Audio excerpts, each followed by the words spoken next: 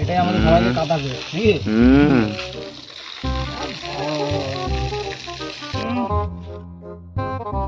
আমি আর নয়নদা মাগাচ্ছিলাম,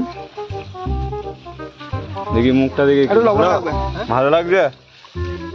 ভালো ভালো না বলছে পালা কেন, চল মাংনা জিনিস ভালো লাগে।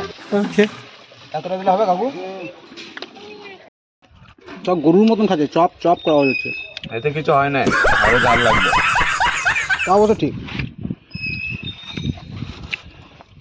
মেয়েরা কি শুধু ফুচকায় ঝাল খেতে পারে? আমরা আমে খাই।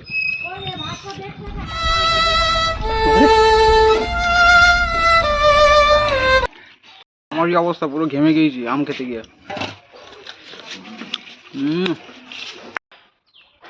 भाई आज ऑमलेट नहीं बनाऊंगा, आज तेल का ऑमलेट बनाऊंगा।